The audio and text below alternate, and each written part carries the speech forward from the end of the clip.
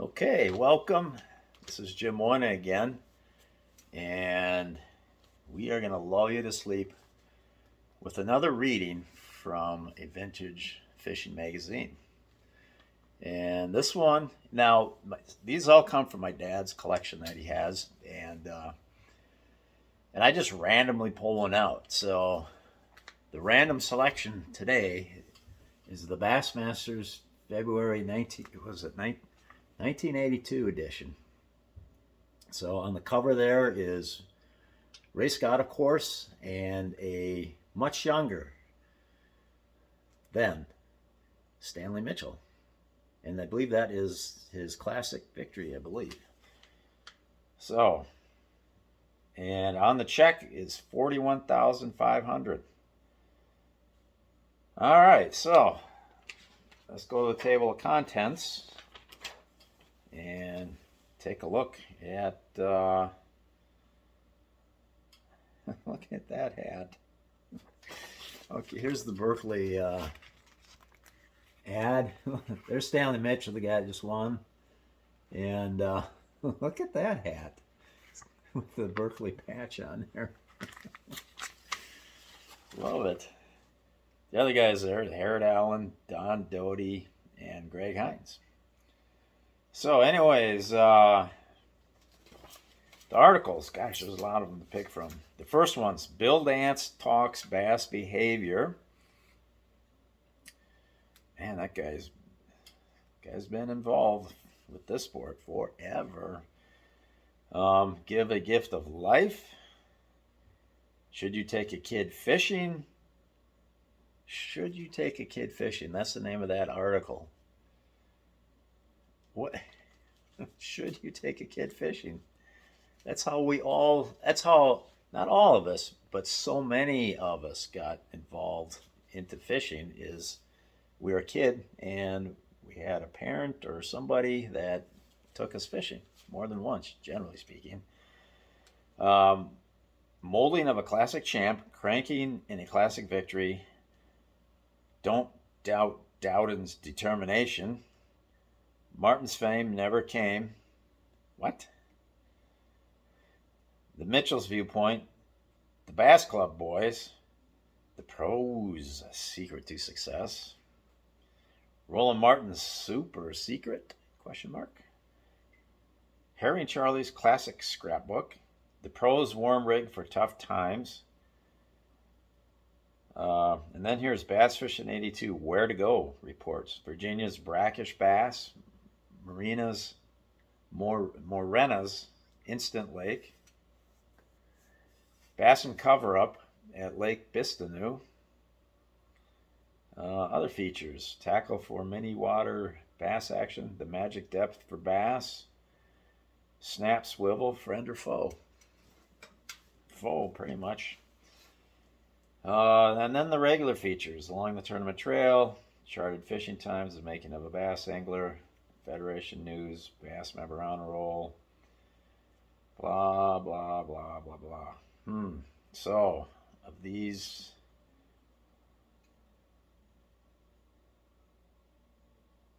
Roland Martin's super secret. The pros' secret to success. That's what we all want to really know. The pros' secrets to success. Page 44. Let's do that one. Is anybody getting tired out there? Anybody getting sleepy yet? Any of you nodded off? That's the whole goal of this. I'm here to bore you to death, and you're supposed to fall asleep and get a good night's rest so you can wake up the next day and launch your boat somewhere and catch a mess of big ones. Okay. First of all, let's see how many pages this is. Why does it always have to be so many pages? Not too bad.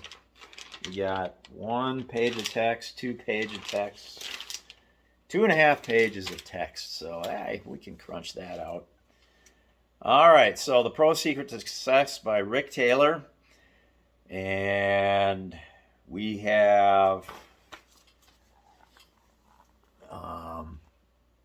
believe that's Tommy Martin and Ricky Green. Tommy Martin, coincidentally, Tommy Martin is the very first Bassmaster tournament I ever fished was the 1995 Arkansas Invitational on the Arkansas River.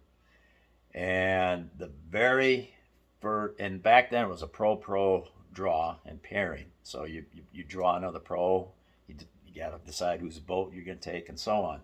So that man right there, Tommy, let's make sure that's Tommy Martin. Yes, it is. I don't know, it's an old picture. I mean, look like him, but you never know. So, but yeah, Tommy Martin was the guy I drew on that first day of my, basically it was the first day of my professional competition career. And of course, being the season's pro and me being the noob, guess whose boat we took?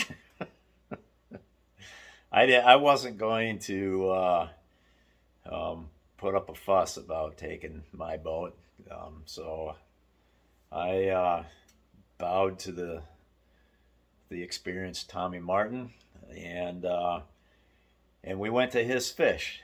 I remember, the tournament went out of Pine Bluff, Arkansas, and they had scheduled lock times, and his fish were like way the hell downstream. Like, God, what was the name of it? I don't know. The coal pile or somewhere down there, something like that was the name of it. And but according to the lock times, we had a little bit of time to kill in the main pool there. So he let me fish my water for like 20 minutes in the Pine Bluff pool, and I caught a couple actually on a crankbait. And then it got to be time to leave. So we ran all the way down to his place, and he might have caught one or two, and fished all day down there. Came all the way back, and I think we hit another spot of mine in the Pine Bluff pool. I think I lost one, but I mean, we didn't have much time, so I weighed them 2 fish. Now I know, had I fished the Pine Bluff pool all day, I'm pretty sure I would have had my limit. Dang it, Tommy, you led me astray. You led both of us astray because you didn't do any better. So, anyways, that guy though, he still fishes some tournaments now and then, and he's got to be in the 70s. And I mean, that's how I want to be, like him when I'm that age, because he's not slow and prodding. He still looks fit. I see him jumping around his boat, hopping around, light-footed. He still has some agility to him, and by golly, that's the guy I want to be like when I'm fishing at 75 years of age or whatever. He's got to be at least 70, I believe, by now. But he's got it going. I like what I see with him at that age, and I hope I can be right there myself. All right. Now, to the article, okay? Here's the bold print, the big subcaption or whatever. What would you call it? I can't think of the name. What is there that's something special that keeps certain pros repeatedly on top of the BASS tournament trail standings? Basically, what is it? The it factor. And by golly, there is always an it factor. I mean, even today, and here's the thing, it's what do they do? I mean, these guys that are on top of the game, what are they doing?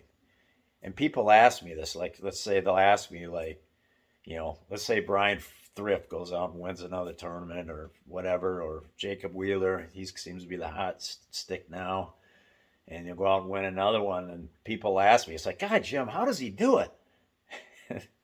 if I knew how he does it, I would be doing the same damn thing. So, in other words, I don't know the answer.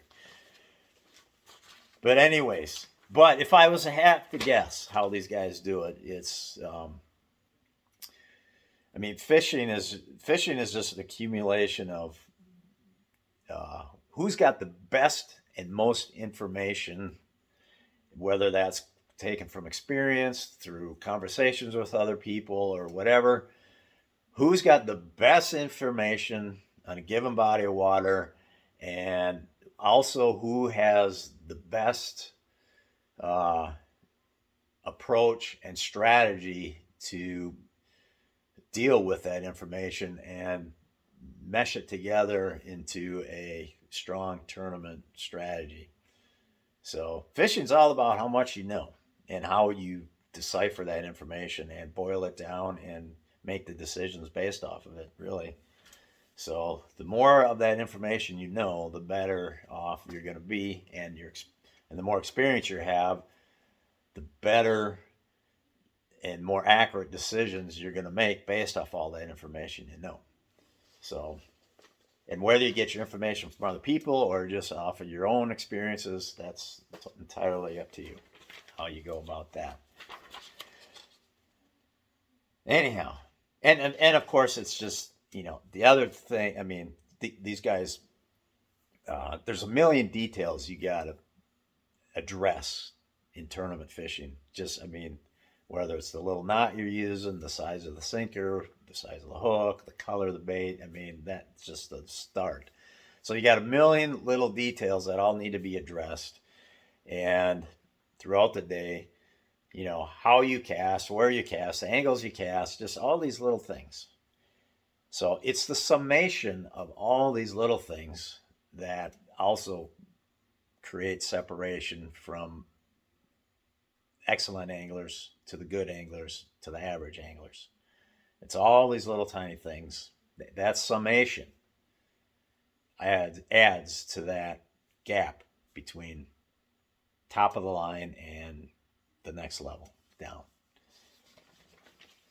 Are we ever going to get to this article?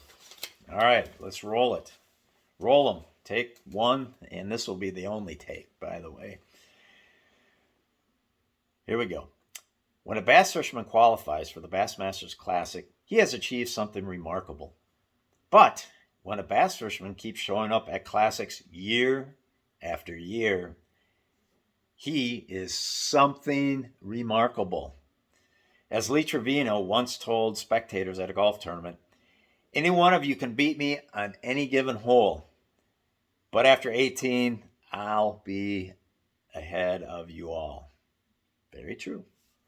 Very true. That's just like,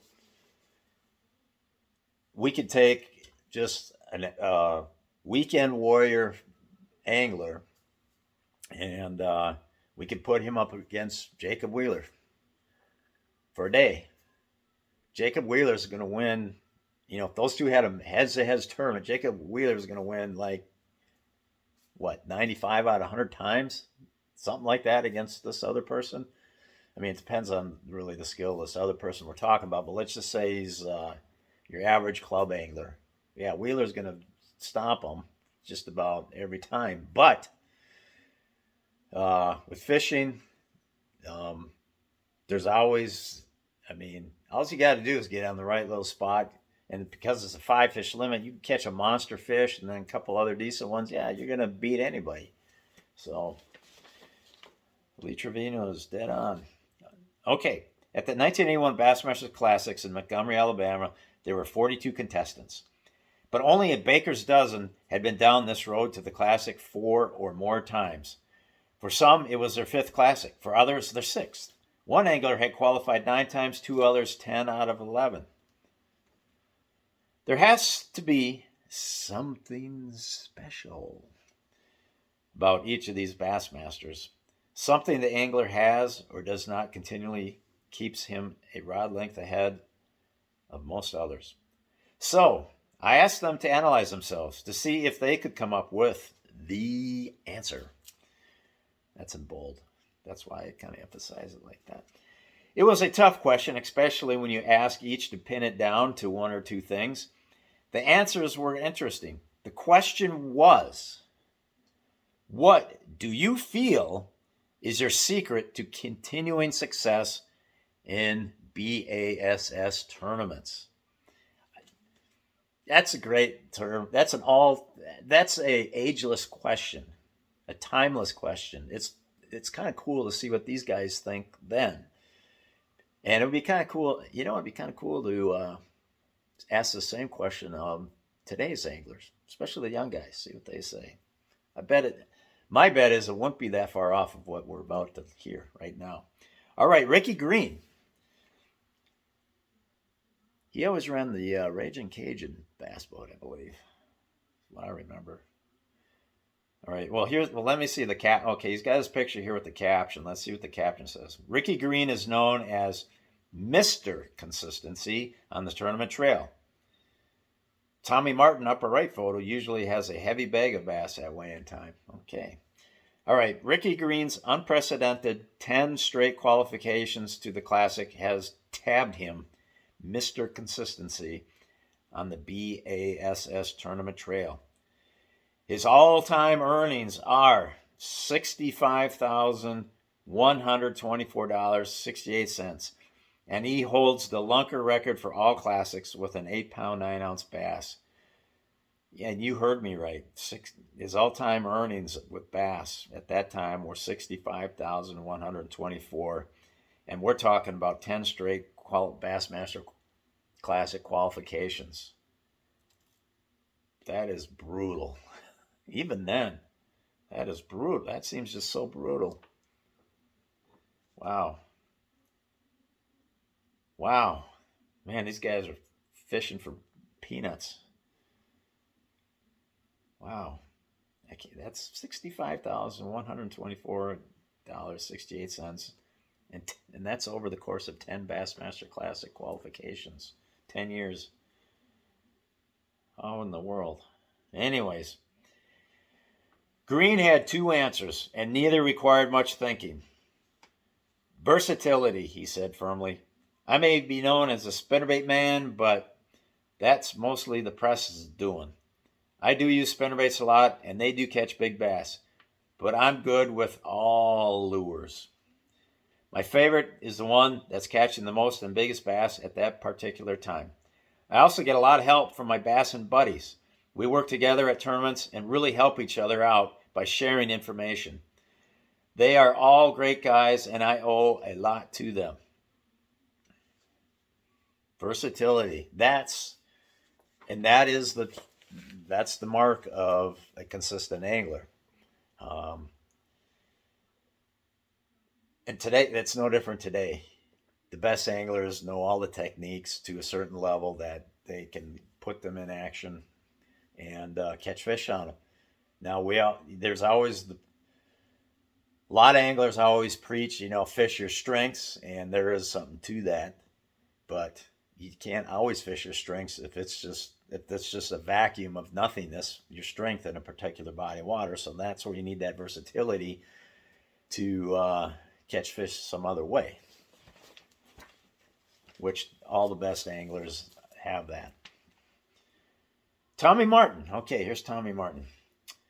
Tommy Martin has qualified for 6 classics, winning the Wheeler Lake, Alabama event in 1974, his rookie year, and finishing in the top 5 in 3 others.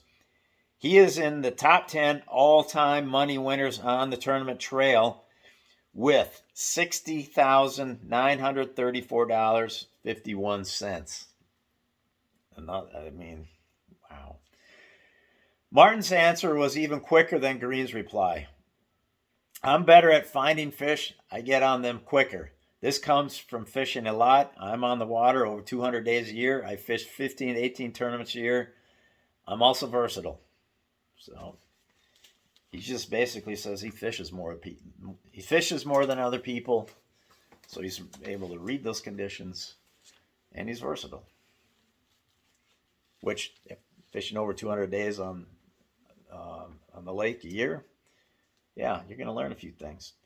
I was a little surprised Tommy Martin did mention concentration, I fished with him one day as a press angler at the 1980 Classic at 1,000 Islands, New York. And even when talking to me, I felt his mind was firmly someplace else the whole time, from check out to check in. And judging from the 4 and 5 pounders I kept coming over the side, I couldn't deny that power of concentration really pays off. Okay, next, Harold Allen. Harold Allen, since joining the Bass Tournament Trail in 1977, has made the Classic every opportunity but one, then only missed qualifying by a single fish. He fishes 200 days a year and was a close runner-up to Stanley Mitchell in the 1981 Classic. Allen feels his secret lies in a strong balance of all the basics. I live and die by the basics, he says. I never give up. Persistence. If a fish is there, I can catch him. Confidence. I've fished for 12 straight years all year, giving me a real hone touch. Experience. On the water, I move fast, fishing for hits. Hard work. Harold Allen didn't say so, but you can sense that he has a real love for fishing, and his fellow fishermen. So perhaps attitude should be slipped into his list of basics. All right. Greg Ward is the youngest fisherman in the 11-year-old event's history to qualify for a Classic, reaching this prestigious pinnacle at the age of 18. In all, Ward, now 25, has made it to 5 Classics, ranking 6th in the 1981 World's Finals of Bassdom on the Alabama River. While Greg Ward and I waited to be launched for the Classic 11's second practice day, I put the question to him. By 1 o'clock that afternoon, I still didn't have his answer. By check-in time, we had progressed to, I'm still thinking on it. It wasn't until that evening that his answer finally came, spiced with a big grin. I really don't know. So I asked his father, Bill Ward. Greg has a positive attitude, he said, better than mine, and he's adaptable. Attitude. I think that is Greg Ward's secret, but with a different approach than you may think. Greg Ward is the most laid-back, easygoing, non-nervous bass pro I've ever seen. He claims nothing bothers him, and he fishes the same way whether in a tournament or not. On the negative side, he once remarked, I wish I was better at finding fish. Sometimes I just don't know where they are.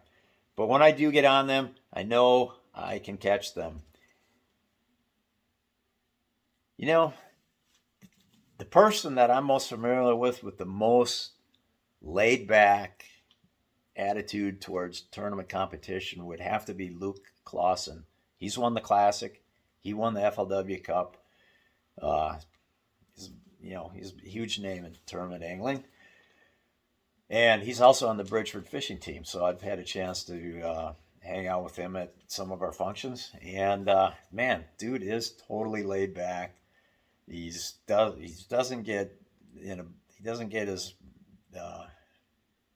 he just doesn't get, it just seems like he doesn't get flustered. He doesn't, stress, worry about the tournament that might be coming the next day or whatever. Very, very just laid back. And I'm sure that demeanor is a huge asset when, let's say it's on the final day and, it's a final day of competition and you're in the running for the, to win a tournament at that point, just having that cool, calm demeanor, that's got to help a lot. It's got to be a big asset. All right. Next, Bill Ward.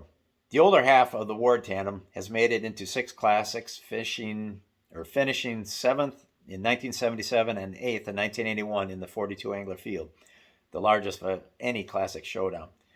Ward, 47, has been fishing too long not to have a clear perspective of himself. Experience, he said, experience in all kinds of fishing.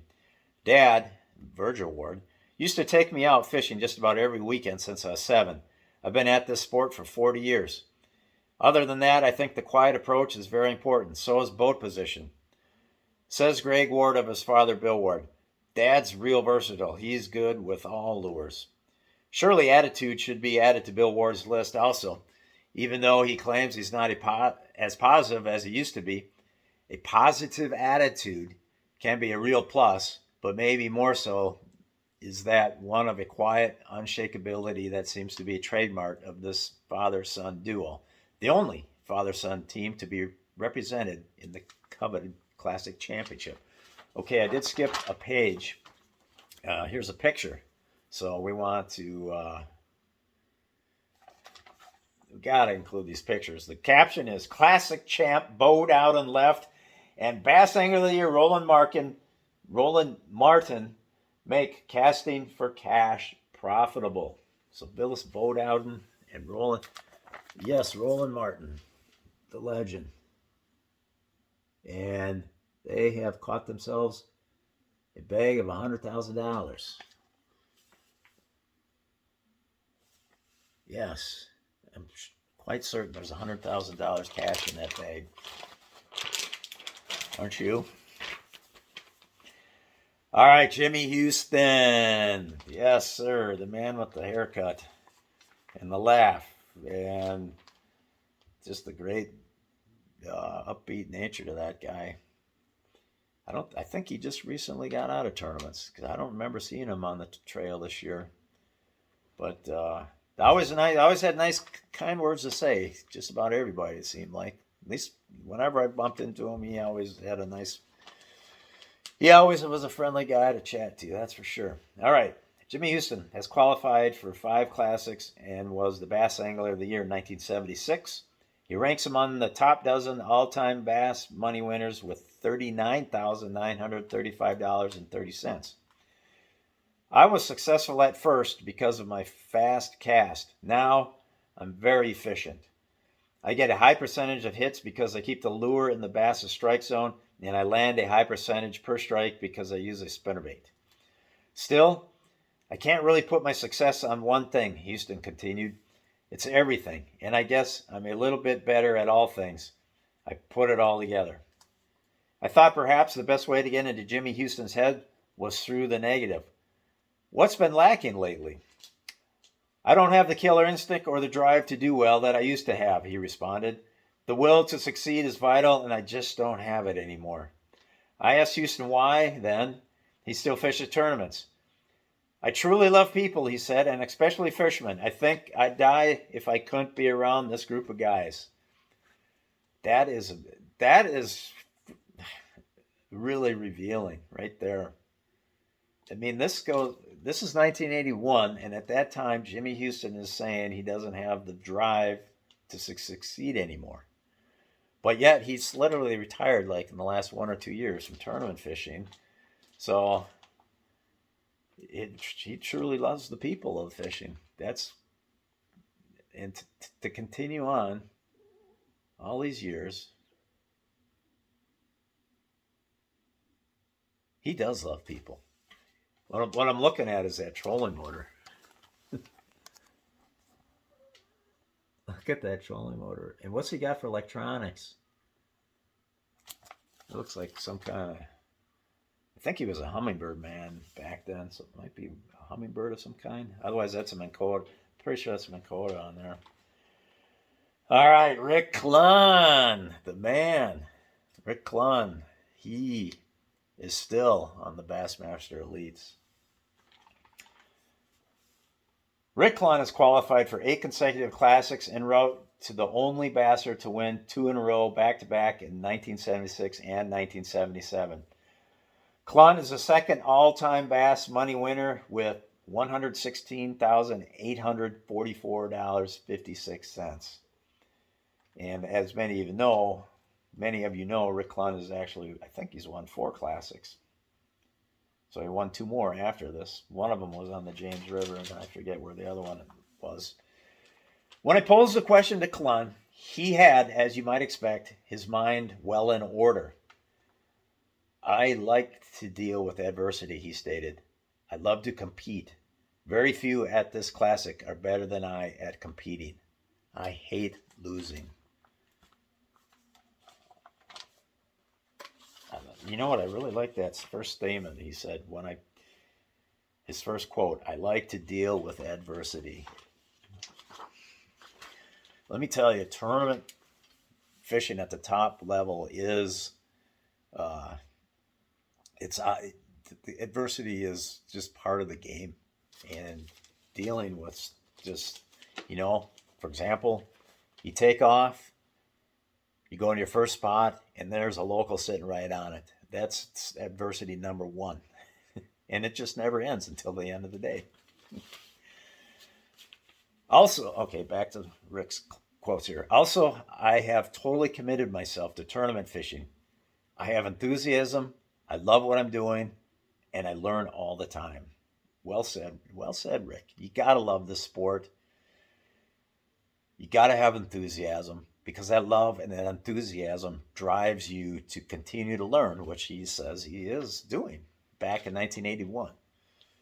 I asked Rick Klein if he could narrow it down to one thing. That's difficult, he said, but I guess it would be that I push myself to the limit more than anybody else here.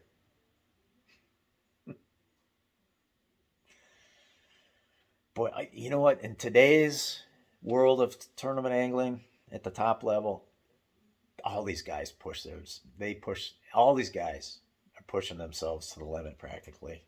They really do. I mean, not all of them, but a lot of them. I mean, good majority of them. I then asked Klein to compare mental attitude and scientific knowledge, two things he's known for. I would put mental attitude over scientific knowledge, he said, because with the right mental attitude, you will use that knowledge to the fullest. Well said, my guru, master. All right, Larry Nixon, who is another guy who's still out here. Larry Nixon earned the Bass Angler of the Year title in 1980. In his 38 appearances on the tournament trail, he has won 3 titles and $67,110.28. He finished 10th in the 1981 Classic Finals. The first thing that came to Nixon's mind when asked, his secret, was, I do good when there's high catches, when the bass are really going. I'm usually right up there. He paused a moment, then added with a smile, I guess I also do pretty well when the fishing's not so good.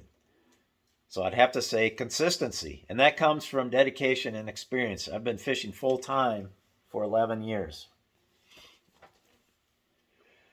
Larry, I said, just about everybody here at the Classic is consistent, dedicated, and has a lot of experience. Is there anything that you feel sets you apart from the rest? I have a knack for finding fish, he replied. Is it a God-given knack or a cultivated one? He thought a minute, then said, God-given. I've always been able to find fish. Most good fishermen have that instinct.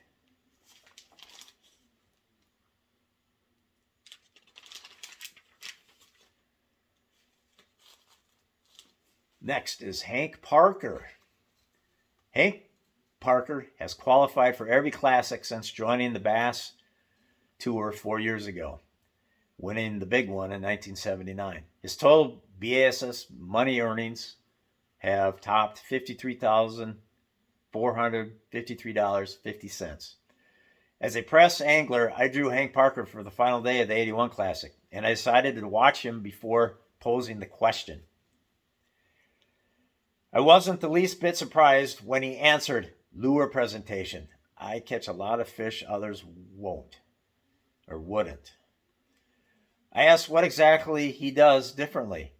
For one thing, he said, I work harder. For another, I first see an area, then I choose a lure that will get right in there where the bass are. Sometimes I do just the opposite. I'll look for the type of cover that allows me to work the lures I like best. Parker didn't mention never giving up, but he should have. That day was a tough one for him, losing 5 or 6 bass, one that may have given him a shot at the Lunker Award. Yet, with 2 minutes to go in the tournament, Parker had no hopes of winning. He pulled in short of the check-in point and began thrashing the shoreline like his boat was on fire and his lure was a small bucket. I like that. He was down precariously a few seconds before check-in when over the gunnel came a 3-pounder.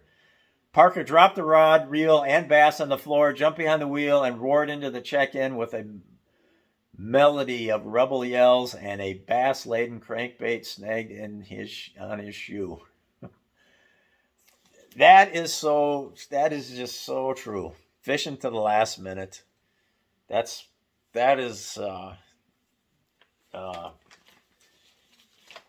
I mean, it's not. You got to be careful fishing the last minute, but that's probably something I'm really good about. Especially now, you got the satellite time on your electronics, and that's the same satellite time the check-in officials are using. So you can literally cut it to the last minute, which is I often do, and sometimes it pays off. It really does. You pull in. Let's say you make a 20-minute run back to the check-in area. You got 5 minutes to kill. It can pay off. Don't just throw. I mean, one time it paid off with two 4-pound, two fish over 4 pounds that put me into another day's competition. Otherwise, I would have been eliminated. So, pays off.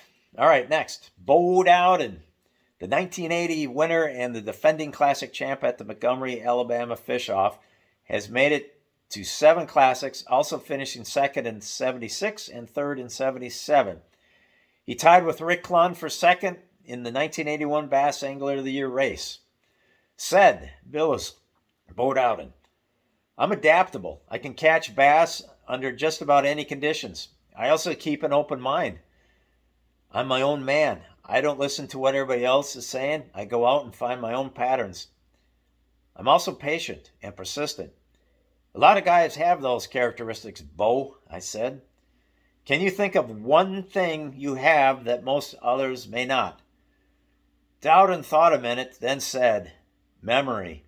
I remember just about everything. That's how I won the Classic in 1980 at New York. I remembered where the other guys had caught their bass in the tournament held there 3 years earlier. All right, summary. Following a dependable dozen attributes this group of veteran classic pros feel are at least a part of their secret to success in professional tournament. I just ran all over those words. I don't know what I just said. Anyways, the number of times mentioned by the pros interviewed are listed in parentheses. Okay, cool. All right, very cool. So here's a list. The pros' secrets to bass success. So here's the author has listed the most mentioned attribute as number 1, and then working down to the next. So we got persistence, versatility, experience, good. I'm reading this backwards, by the way. Oh my God! I hope this doesn't show up backwards on the video.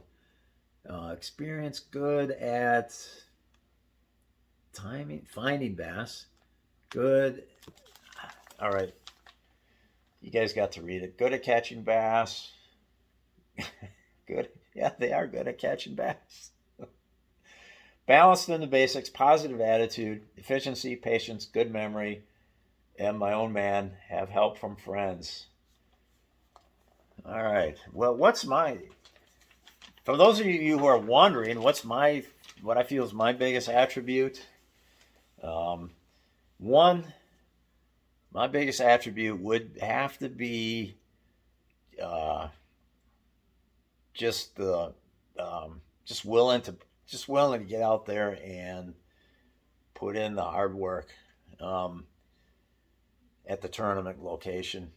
Where I may be lacking, where I may have lacked over the years, is put it in the research while I'm at home, doing research of other techniques, just being a student of the game. I've actually done better with that in the last few years, but there have been times where that was not there to where it needed to be. Another good thing, another attribute about I have most of these to some degree. My memory is poor. That's not good. It used to be, many years ago, I could remember every fish I ever caught. But that's gone away. Now it's it's a liability now. My memory, for some reason, is a liability. So anyhow, yeah. And then, another part of when I've had a lot of success in my career, and it's often been due to the fact that I was on the front run. I was on the tip of the spear, as I say, regarding a new technique. For example, uh, I got on the football jig very early before it really even got out east. I got it from two Western guys, Ted Miller, Randy Best. They put me onto it. I took it to Minnesota, cleaned house up here with it before anybody was using it up here, and even people weren't even using it out east. Then the other thing I got on the early wave was the Yamamoto Senko. Um, I challenge anybody to find the Yamamoto Senko mentioned in any bass article, any Bassmaster article, until I think I first mentioned it um, in a tournament report on, it was the Megabucks tournament on Old Hickory Lake. That may have been the first time the Yamamoto Senko was ever mentioned in a Bassmaster uh, magazine or any sort of Bassmaster literature. So, anyways, so that's a good point. It's always important to keep experimenting, keep trying new things, because if you can get on the tip of the spear on something, like people did with the Alabama rig, people have done with other techniques. I mean, it can propel you for a few years until the word's out and everybody knows. So, anyways, there you have it. Is anybody awake still? Thanks for checking in here, and we'll see you next time. It is over.